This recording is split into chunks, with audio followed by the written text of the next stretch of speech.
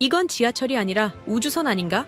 서울 지하철을 처음 탄 미국 CNN 기자와 독일 엔지니어들이 쏟아낸 찬사입니다. 이 놀라움은 이제 단순한 여행 후기를 넘어 미국 의회로 번졌습니다. 9,450억 원이라는 천문학적인 예산이 걸린 철도 사업에서 미국은 왜 자국의 자존심까지 꺾어가며 한국을 선택했을까요? 과거 한국은 미국과 일본의 기술 원조 없이는 기차 한 대도 움직이지 못하던 나라였습니다. 하지만 지금은 시속 300km로 달리는 기차 안에서 커피 한 잔, 흔들리지 않는 무결점 시스템으로 전 세계를 경악시키고 있습니다. 중국이 자본으로 유혹하고 일본이 역사로 설득할 때 한국은 오직 압도적 실제 하나로 승부했습니다. 50년에 걸쳐 조용히 그러나 무섭게 쌓아온 대한민국의 잭팟 시나리오. 그 소름 돋는 이면을 확인해 보시죠. 시작 전 구독과 좋아요 한번 눌러주시면 영상 제작에 큰 힘이 됩니다. 그럼 시작하겠습니다. 속보입니다. 미국 연방교통청 9,450억 원 규모 철도 사업을 한국 기업에 넘겨 CNN 자막이 전국에 깔리던 그 아침, 제 전화기는 단 1분도 조용하지 않았습니다. 안녕하세요. 저는 마커스 챔버스입니다. 미국 연방교통청에서 20년간 철도 조달 심사를 맡아온 수석 심사위원이에요. 그날 아침을 지금도 또렷이 기억합니다. 2024년 2월, LA 카운티 교통국의 최종 낙찰자 발표가 나던 날이었어요. 6억 6,369만 달러, 한화로 약 9,450억 원짜리 전동차 공급 사업이었습니다. 미국 서부 최대 규모의 도시 교통망을 책임질 열차를 누가 만들 것인가? 그 답이 공식적으로 발표되는 날이었어요. 낙찰자로 현대로템이라는 한국 기업의 이름이 호명되던 순간, 저는 심사위원장석에 조용히 앉아 있었습니다. 20년 경력, 저는 그 결정이 옳다는 걸 누구보다 잘 알고 있었어요. 데이터가 그렇게 말하고 있었고, 현장이 그렇게 말하고 있었고, 무엇보다 30년치 기록이 그렇게 말하고 있었으니까요. 그런데 미국은 달랐어요. 발표 다음 날 아침, 제 책상 위에는 서류 한 장이 올라와 있었습니다. 창원교통위원회 청문회 소환장이었어요. 출석 기한은 72시간. 이유는 단 한 줄이었습니다. 연방 조달 사업의 적정성 심사. 말은 점잖았지만 뜻은 분명했어요. 왜 하필 한국 기업이냐?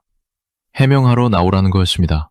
소환장을 손에 들고 저는 한참을 창밖을 바라봤어요. 20년 동안 저는 이 일을 정직하게 해왔다고 자부했습니다. 숫자를 보고, 현장을 보고, 기록을 보고 결정을 내렸어요.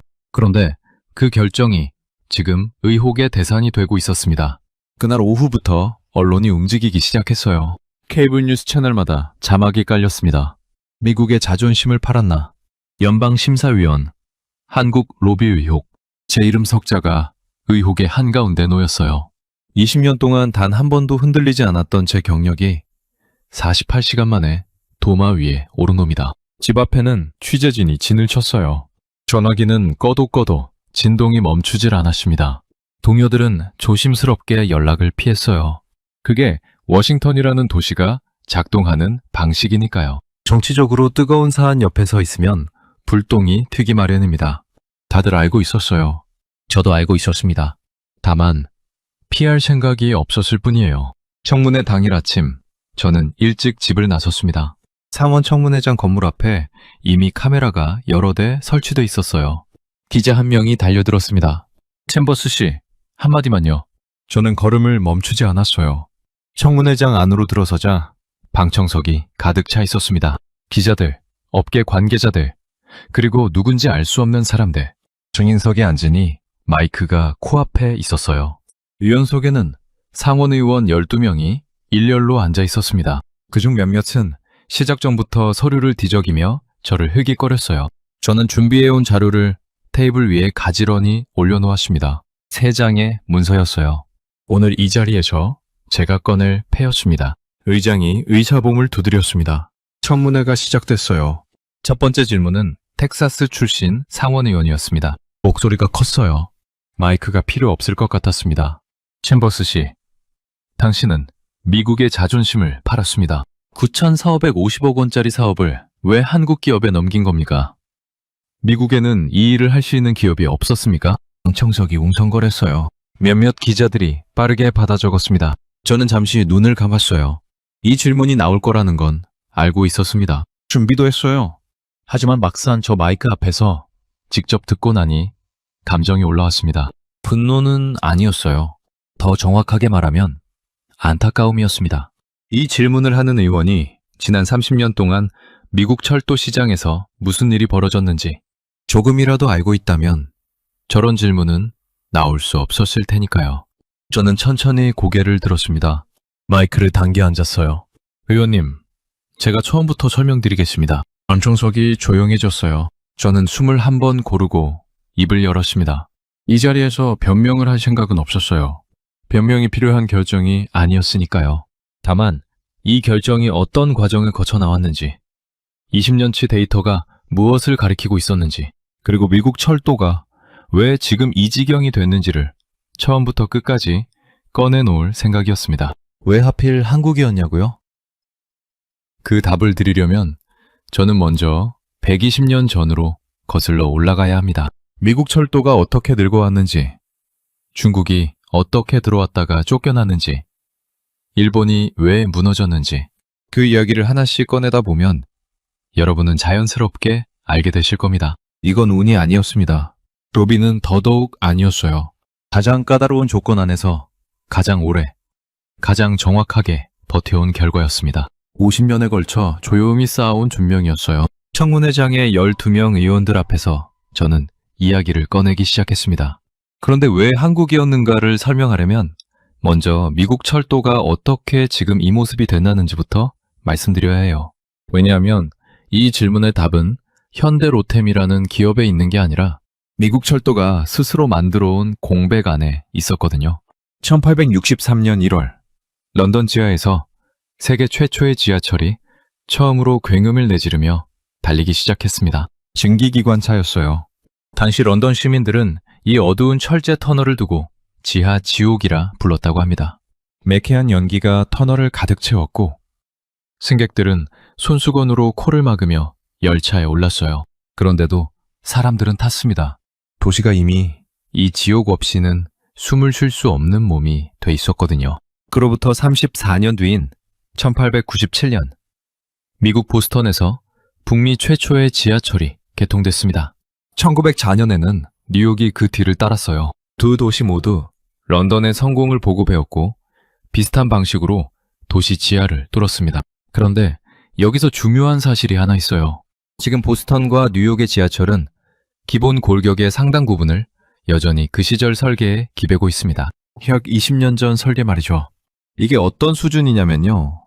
쉽게 말씀드리면 남북전쟁이 끝나고 얼마 지나지 않아 그린 도면 위에 지금도 열차가 달리고 있는 겁니다.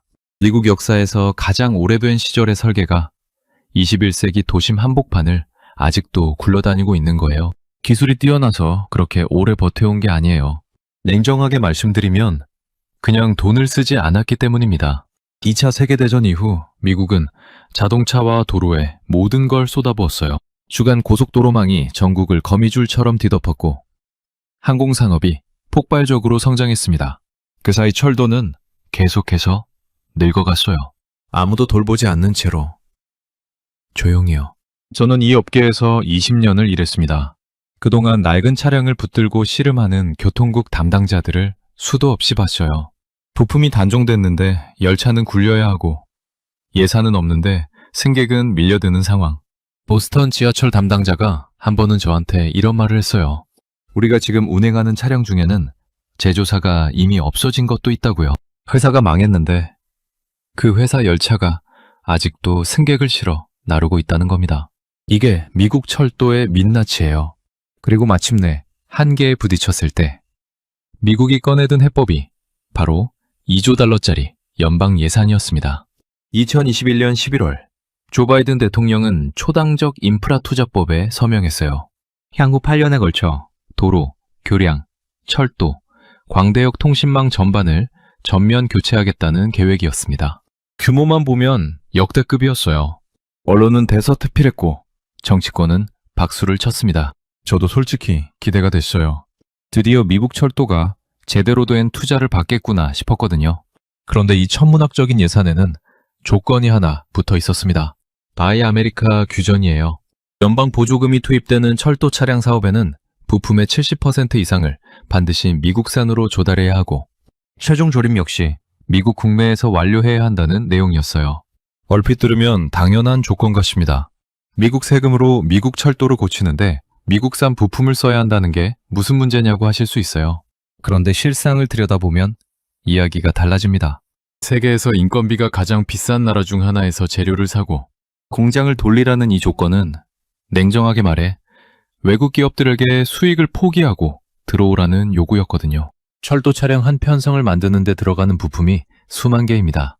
그 70%를 미국에서 조달하고 미국 공장에서 조립하려면 비용이 천정부지로 올라가요.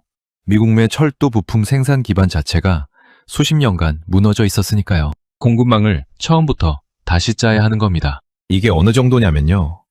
재료도 없고 공장도 없는 곳에서 집을 지으라는 것과 비슷한 상황이었어요. 그래서 많은 기업들이 포기했습니다. 유럽의 네로라는 철도 차량 제조사들도 이 조건 앞에서 고개를 저었어요. 수익이 나지 않는 시장에 굳이 뛰어들 이유가 없었으니까요. 저는 청문회장에서 여기까지 말하고 잠시 멈췄습니다. 의원들의 표정을 한번 살폈어요.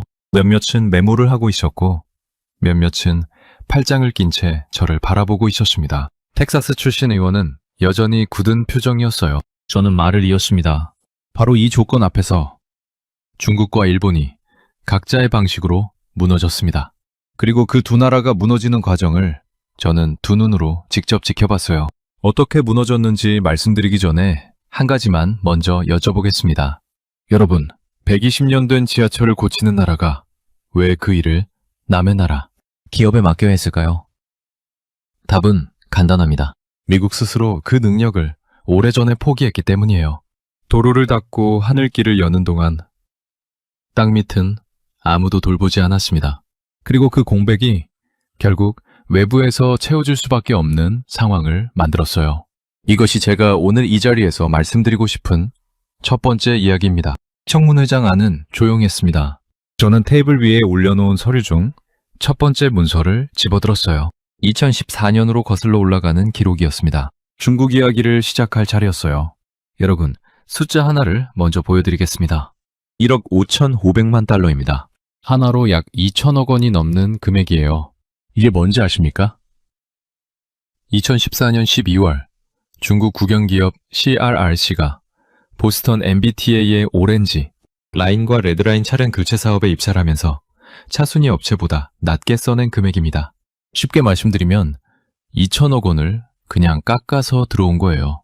언젠사보다 2천억을 더 싸게 부른 겁니다. 총 계약 규모는 5억 6,500만 달러였어요.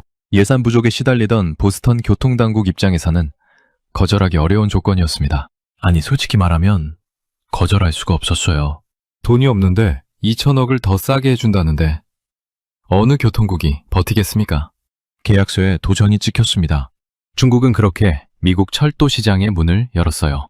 저는 당시 이 계약을 옆에서 지켜봤습니다. 솔직히 불편했어요. 가격이 너무 낮았거든요. 저 가격으로 어떻게 수익을 내겠다는 건지 계산이 나오지 않았습니다. 업계에서도 말들이 많았어요.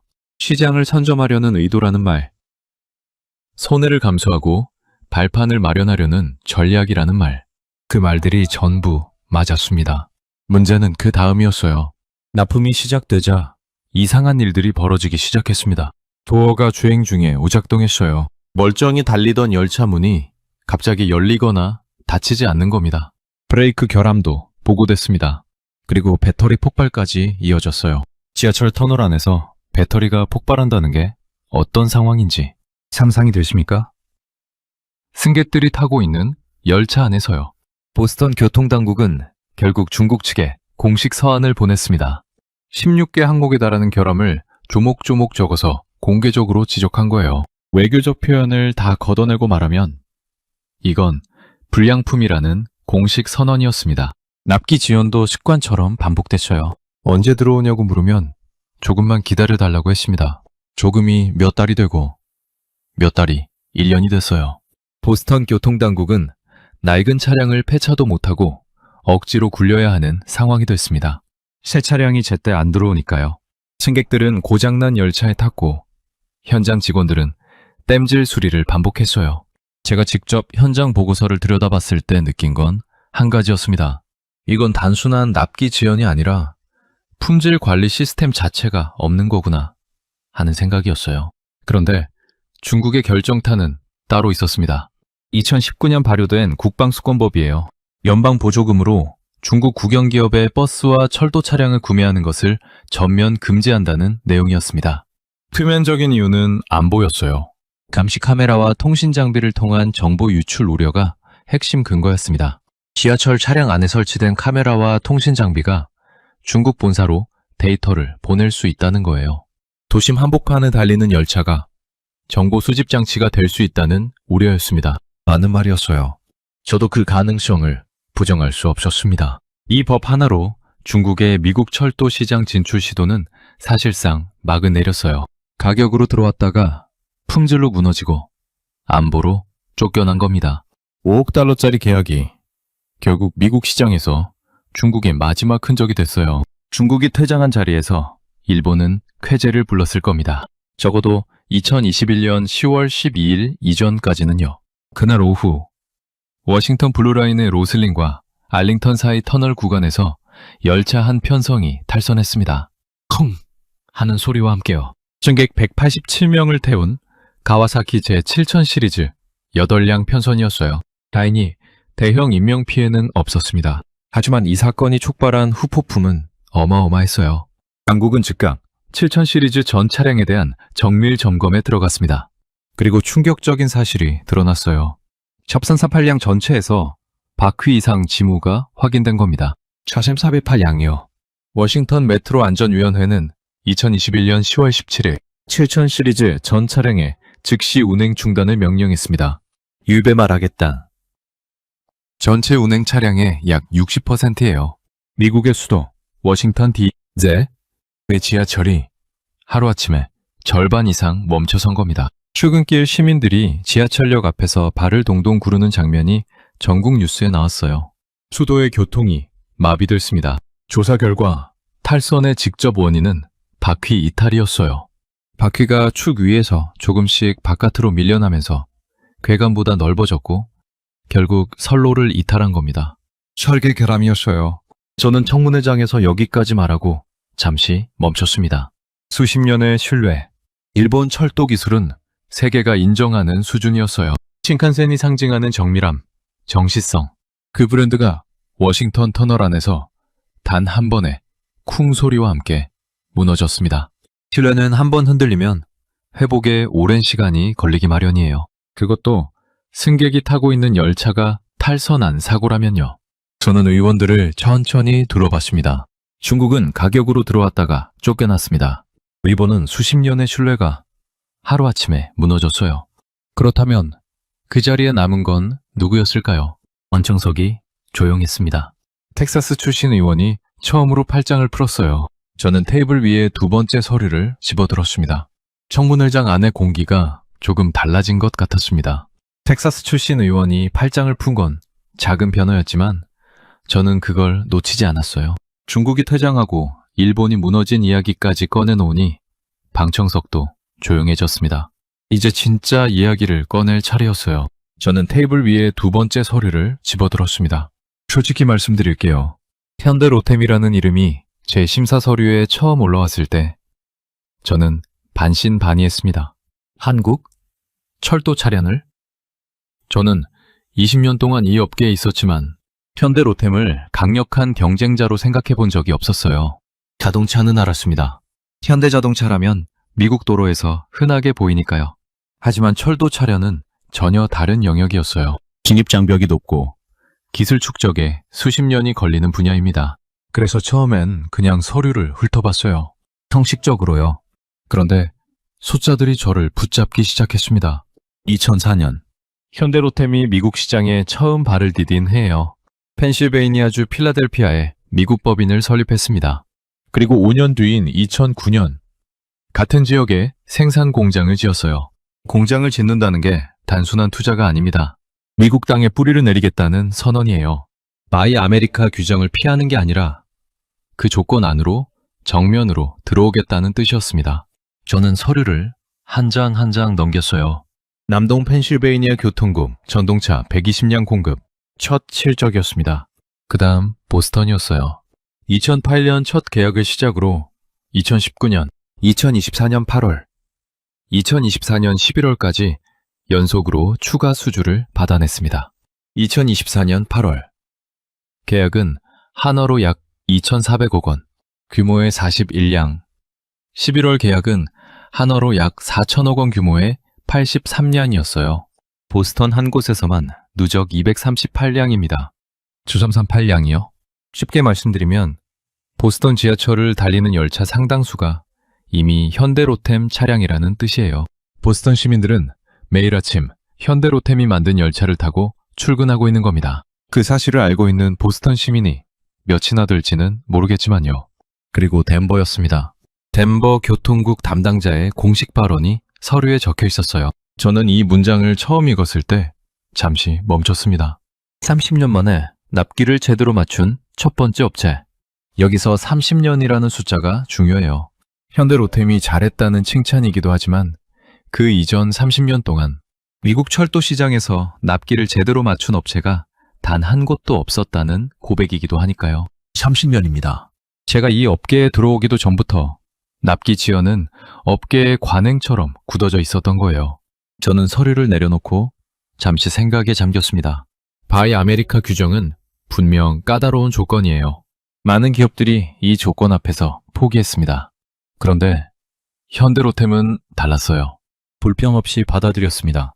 부품 공급망을 직접 발로 뛰며 개척했고 미국 노동자들의 손으로 조립을 완성했어요. 그러면서도 열차의 심장부인 핵심 설계와 품질 관리는 한국 본사, 엔지니어들이 직접 담당하는 이중구조를 만들어냈습니다. 미국의 규정을 충족하면서도 한국의 기술력을 유지하는 방식이었어요.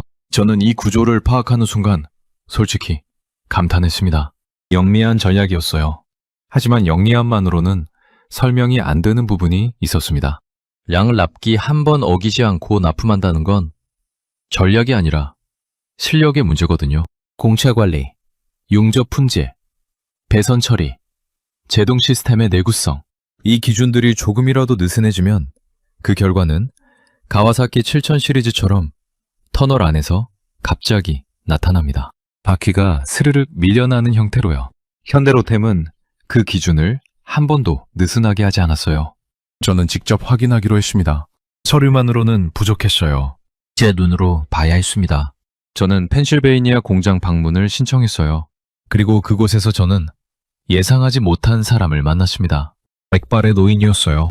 공장 한쪽 구석에서 용접 부위를 직접 눈으로 들여다보고 있었습니다. 작업복 차림이었는데 주변 젊은 엔지니어들이 그 노인 곁을 지나칠 때마다 고개를 숙였어요. 저는 옆에 있던 공장 관계자에게 조용히 물었습니다.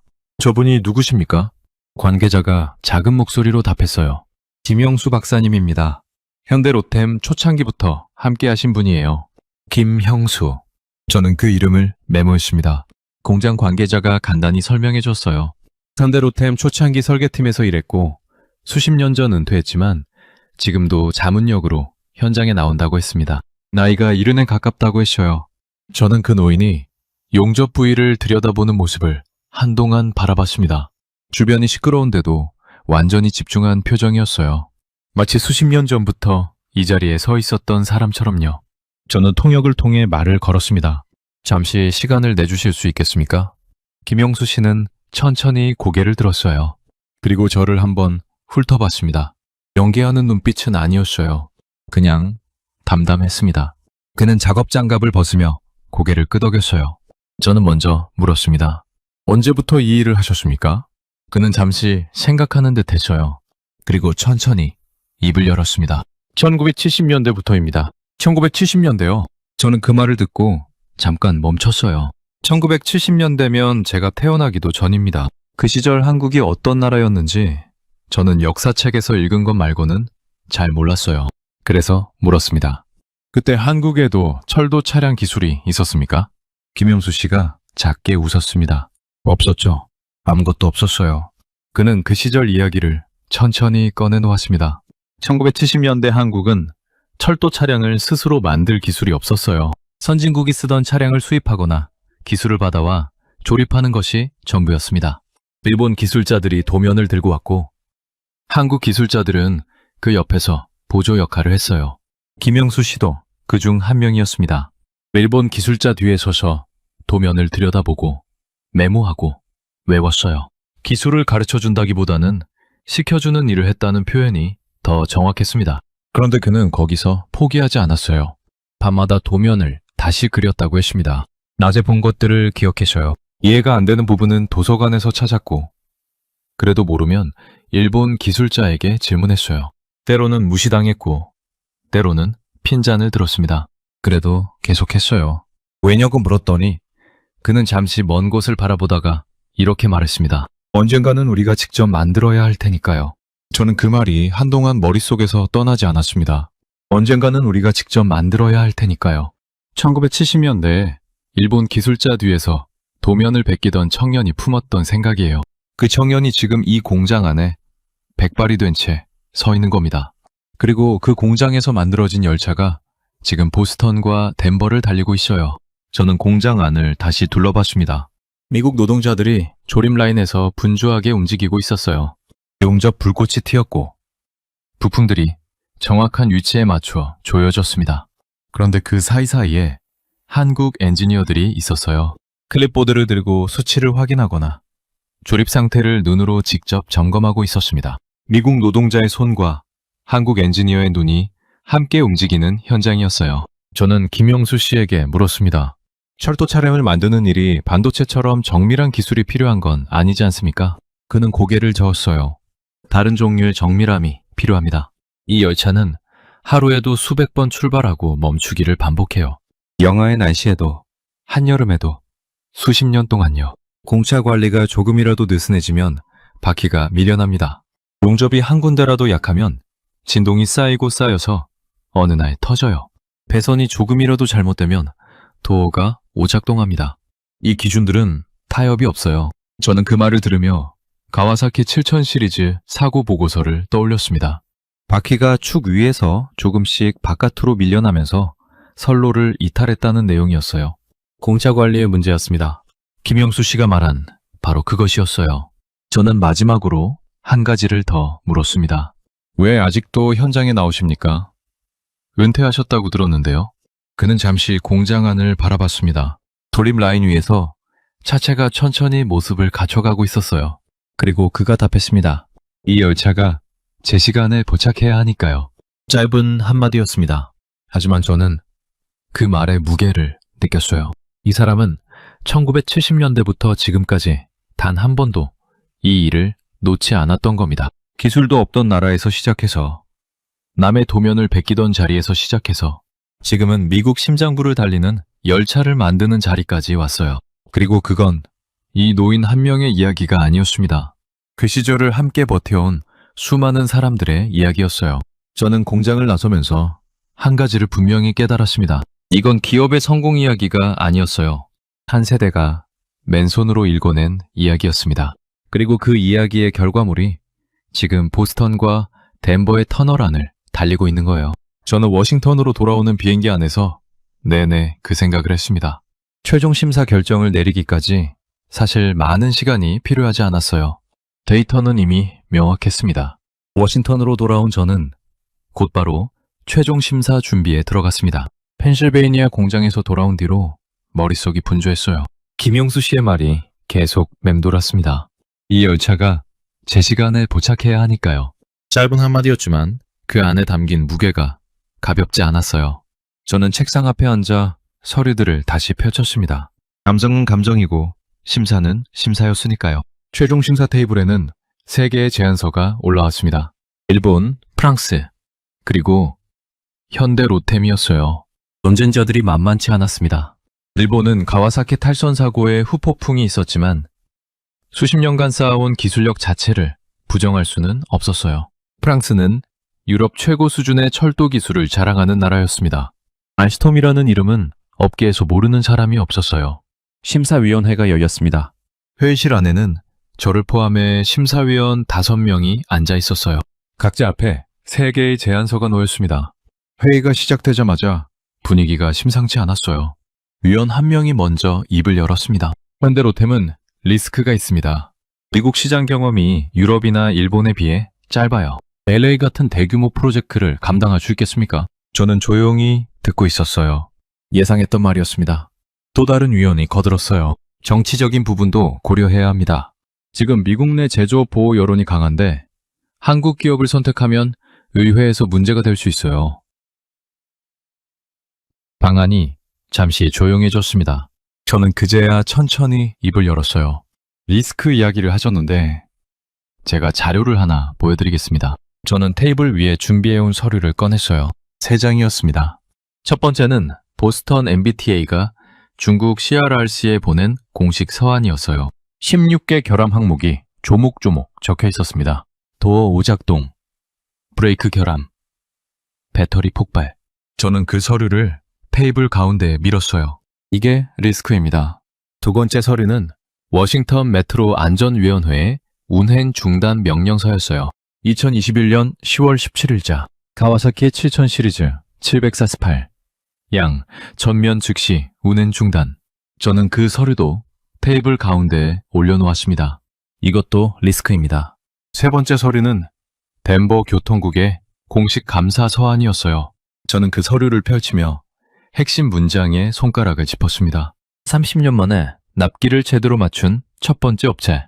덴버 교통국이 공개석상에서 현대로템에 대해 한 말입니다. 30년입니다. 이 방에 계신 분들 중에 미국 철도 조달 현장에서 30년 동안 납기를 제대로 맞춘 업체를 본 적 있으신 분 계십니까? 아무도 말하지 않았어요. 저는 말을 이었습니다. 현대로템은 2004년에 미국의 법인을 세웠습니다. 2009년에 공장을 지었어요. 바이 아메리카 규정을 피하지 않고 정면으로 받아들였습니다. 부품 70% 미국산 조달. 최종 조립 미국 내 완료. 이 조건 앞에서 포기한 기업이 얼마나 많았는지 우리 모두 알고 있지 않습니까? 현대로템은 그 조건을 20년 동안 지켜왔어요. 보스턴에서 238량, 덴버에서 납기 100%, 그리고 지금 이 자리까지 왔습니다. 회의실이 조용했어요. 저는 잠시 멈췄다가 말을 이었습니다. 리스크가 어디 있는지 다시 한번 보시죠. 심사위원들이 테이블 위에 3장 서류를 내려다 봤습니다. 중국의 결함 공문, 일본의 운행 중단 명령서, 그리고 덴버의 감사 서한. 숫자는 명확했어요. 데이터는 거짓말을 하지 않았습니다. 표결이 진행됐습니다. 만장일치였어요. 저는 회의실에 나서면서 창밖을 잠시 바라봤습니다. 워싱턴의 하늘이 낮게 깔려 있었어요. 이 결정이 발표되면 어떤 일이 벌어질지 이미 알고 있었습니다. 언론이 들끓을 거고 의회가 움직일 거고 제 전화기가 불이 날 거예요. 그리고 실제로 그렇게 됐습니다. 하지만 그 순간 저는 한 가지 확신이 있었어요. 데이터 앞에서 흔들릴 이유가 없었습니다. 저는 청문회장으로 돌아온 지금도 그 확신은 변하지 않았습니다. 테이블 위에 3장 서류가 모든 것을 말해주고 있었으니까요. 중국은 가격으로 들어왔다가 쫓겨났고 일본은 신뢰로 버텼다가 무너졌습니다. 그 자리에 남은 건 20년 동안 조용히 증명해온 한 기업이었어요. 감정이 아니었습니다. 기록이었어요. 청문회장으로 돌아온 저는 마이크 앞에 다시 앉았습니다. 회상이 끝났어요. 지금까지 제가 꺼내놓은 이야기들, 미국 철도의 노후화, 중국의 퇴장, 일본의 추락, 펜실베이니아 공장에서 만난 백발의 노인, 그리고 심사 테이블 위에 3장 서류까지, 그 모든 과정이 오늘 이 청문회장에서 심판받고 있었어요. 텍사스 출신 의원이 다시 입을 열었습니다. 챔버스 씨, 당신 이야기는 잘 들었습니다. 하지만 결국 미국 기업이 아닌 외국 기업을 선택했다는 사실은 변하지 않아요. 미국 납세자들의 돈으로 한국 기업을 키워줘야 합니까? 저는 잠시 그 의원을 바라봤습니다. 이 질문도 예상했어요. 그리고 사실 이 질문이야말로 오늘 제가 가장 정확하게 답해야 할 질문이었습니다. 의원님, 질문을 하나 드려도 되겠습니까? 의원이 고개를 끄덕였어요. 2025년 현재 캘리포니아 리버사이드에 북미 최초의 철도 전장품 생산 공장이 문을 열었습니다. 현대로템이 지은 공장이에요. 그 공장에서 일하는 사람들이 누구인지 아십니까? 미국 노동자들입니다. 펜실베이니아 공장도 마찬가지예요. 바이 아메리카 규정에 따라 부품의 70% 이상을 미국에서 조달하고 미국 노동자들의 손으로 조립합니다. 납세자들의 돈이 어디로 가고 있는지 다시 한번 생각해 보시기 바랍니다. 방청석이 술렁거렸어요. 저는 말을 이었습니다. 그리고 한 가지만 더 말씀드리겠습니다. 현대 로템이 지금 바라보는 다음 목표는 뉴욕입니다. 뉴욕 메트로 노후 전동차 500년 이상을 교체하는 사업에 현재 입찰이 진행 중이에요. 전쟁자는 일본과 프랑스입니다. 만약 이 사업마저 현대 로템이 수주한다면 미국에서 가장 큰 세 개의 도시 LA와 보스턴과 뉴욕의 지하철이 모두 한국 기업의 손으로 만들어지는 겁니다. 세계에서 가장 까다로운 보호무역 장벽을 치고 있는 나라에서요. 회의실이 완전히 조용해졌어요. 저는 잠시 숨을 고르고 말을 이었습니다. 의원님들, 저는 오늘 이 자리에서 한 가지만 말씀드리고 싶습니다. 이건 한국 기업에 대한 이야기가 아닙니다. 미국 철도가 스스로 만들어온 공백을 누가 가장 정직하게 채웠는가에 대한 이야기예요. 중국은 가격으로 들어왔다가 품질로 무너졌고 안보로 쫓겨났습니다. 일본은 수십 년의 신뢰가 터널 안에서 한순간에 무너졌어요. 그 자리를 채운 건 화려한 로비도 아니었고 파격적인 저가도 아니었습니다.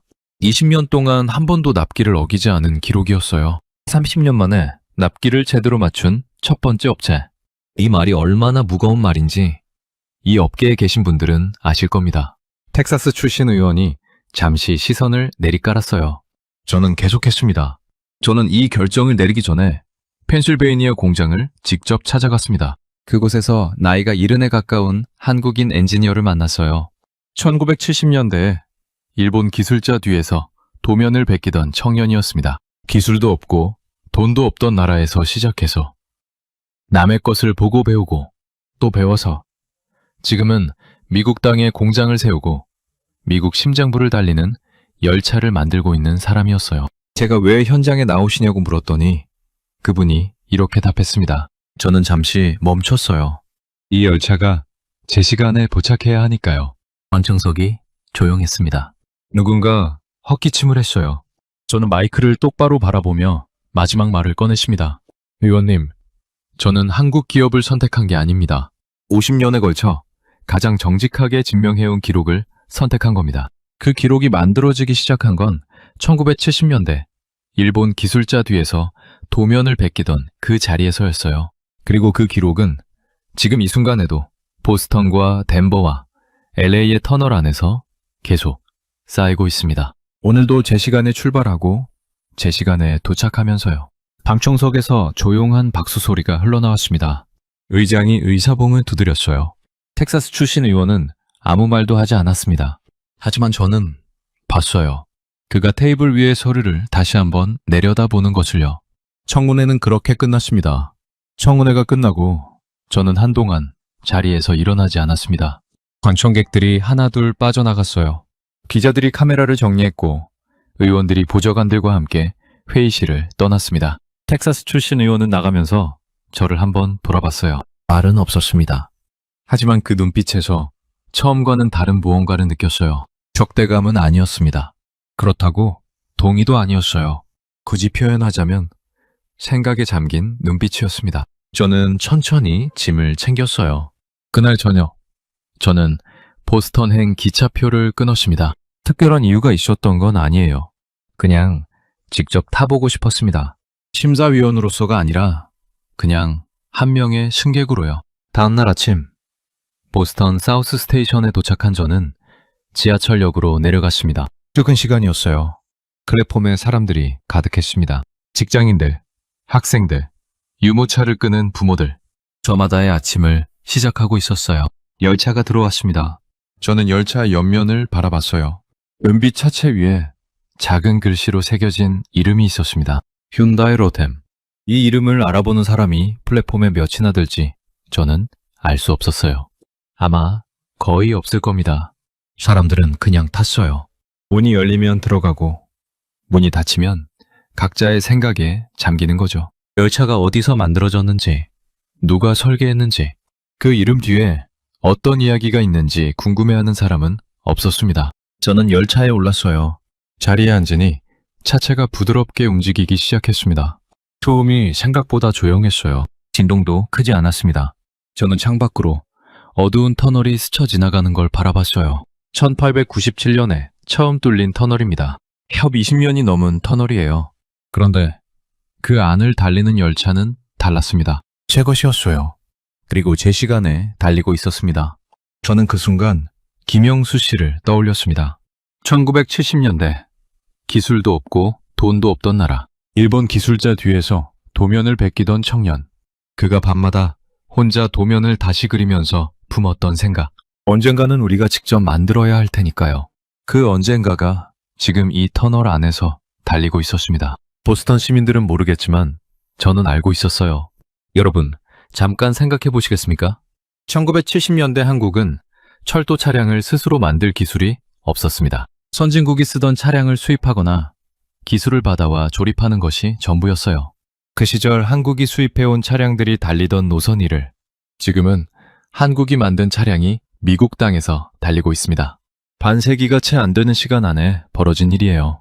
이게 대단한 이유가 뭔지 아십니까? 세계에서 가장 까다로운 보호무역 장벽을 치고 자국산 우선을 외치는 나라에서 그 조건을 가장 충실하게 충족하면서도 가장 정확하게 납품한 기업이 한국 기업이기 때문입니다.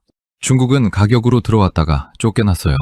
일본은 수십 년의 신뢰가 터널 안에서 무너졌습니다. 현대로템은 그 틈새를 파고든 게 아니에요.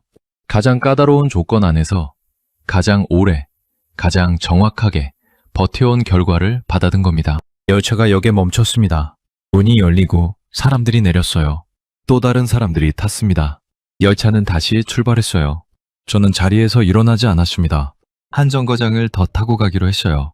이 열차가 달리는 걸 조금 더 느끼고 싶었거든요. 창밖으로 터널이 다시 이어졌습니다. 어두운 터널 속을 묵묵히 달리는 은빛 열차. 그 위에 새겨진 이름이 한국 기업의 것이라는 사실을 매일 아침 보스턴과 LA와 덴버의 시민들은 모릅니다. 하지만 그 열차는 오늘도 제 시간에 출발하고 제 시간에 도착해요. 단 한 번의 납기도 어기지 않고 단 한 번의 결함 공문도 받지 않고요. 저는 창에 이마를 살짝 기댔습니다. 그리고 혼자 중얼거렸어요. 내가 선택한 게 아니야. 그들이 증명한 거지. 50년에 걸쳐서 열차는 멈추지 않았습니다. 터널 끝을 향해 조용히, 정확하게 달리고 있었어요. 여러분, 이 이야기는 현대로템 한 기업의 성공담이 아닙니다. 아무것도 없던 자리에서 시작해서 남의 것을 보고 배우고 포기하지 않고 버텨온 한 세대의 이야기예요. 일본 기술자 뒤에서 도면을 베끼던 그 청년들이 지금 이 열차를 만든 겁니다. 그분들이 흘린 땀이 지금 보스턴과 덴버와 LA의 터널 안을 달리고 있어요. 그 시절을 살아내신 분들 기억하십니까? 아무것도 없던 그 시절을요. 그 시절의 대한민국이 지금 이 자리까지 왔습니다. 터널은 어둡습니다. 하지만 열차는 멈추지 않아요. 그리고 그 열차 위에는 우리가 아는 이름이 새겨져 있습니다. 여러분, 오늘의 이야기는 여기까지입니다. 1970년대 남의 나라 기술자 뒤에서 도면을 베끼던 나라가 있었습니다. 그 나라가 반세기도 채 지나지 않아 세계에서 가장 까다로운 보호무역 장벽을 정면으로 뚫고 미국의 심장부를 달리는 열차를 만들어냈어요. 중국은 돈으로 안 됐고 일본은 기술로도 버티지 못했습니다. 한국은 그냥 묵묵히 증명했어요. 오늘도 제 시간에 출발하고 제 시간에 도착하면서요. 이게 대한민국입니다. 여러분은 어떻게 생각하십니까? 댓글에 대한민국 최고 한마디만 남겨주세요. 오늘도 시청해주셔서 감사합니다.